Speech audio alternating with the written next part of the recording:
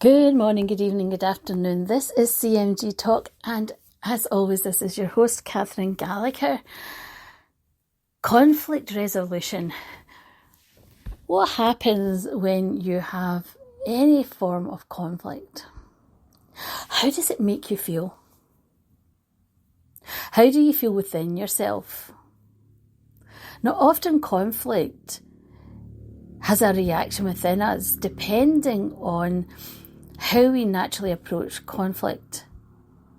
Now, it might be that our automatic response to it is affected by previous experiences, our childhood experiences, to arguments, to disagreements within our household, our upbringing within family dynamics.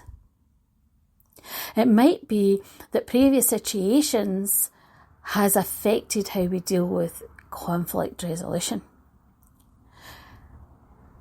And it might be, depending on the environment and the situation, our approach towards conflict resolution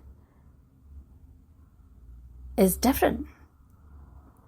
When I talk to people and they ask me, within a training situation or when I'm public speaking and talking and doing formal talks about it, people ask, is there an ideal way to deal with conflict? Sometimes people ask me about my experiences about conflict resolution, and I've had many. many. And sometimes I will go, I've handled that well. And other times I'll be thinking, did I really handle it in the best possible way? It's different. It's different depending on the situation, how we're feeling, what we're already dealing with, and our emotional investment to the situation. When it feels very personal to us, the other person might not have an emotional investment. They might feel it's business, it's contractual. They might feel that it's not affecting them personally.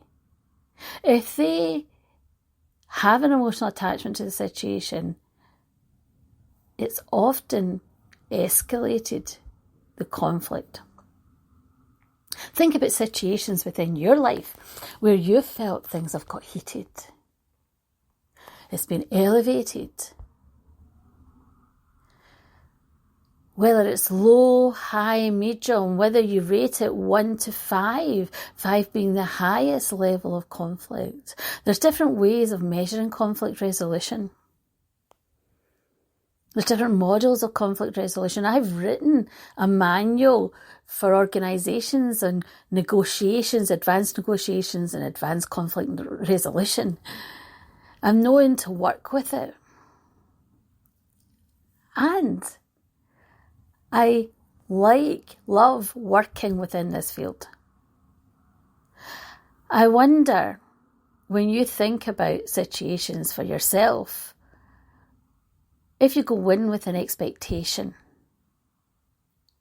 Often we go in with an expectation of being vindicated, having our emotions and our feelings validated. There's a power dynamic going on. If we feel helpless or it's hopeless, or we feel we have no power in the situation, it often evokes a lot of different types of feelings and emotions. Apprehension, fear.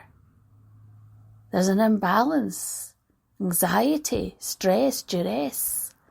If we feel we're the one in control, we have the one with the final say of the outcome. If we feel we're the one that is more powerful, or we're used to taking the power, we'll often then feel strong, strengthened, not weakened.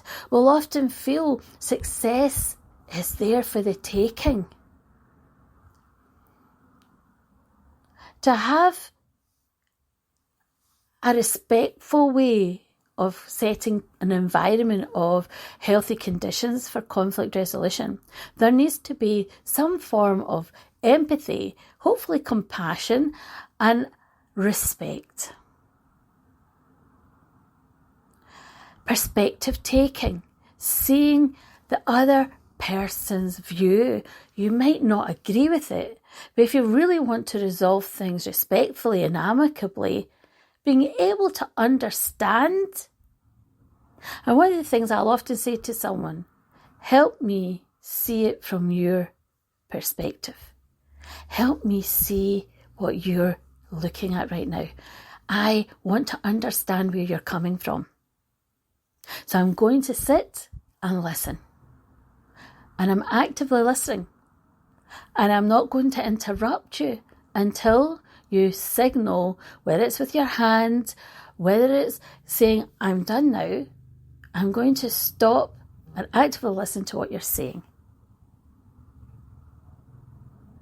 And once we do that, then we're more likely to have a good resolution. And then there needs to be openness and dialogue and time for maybe taking away, stepping away, going back and revisiting, agreeing points.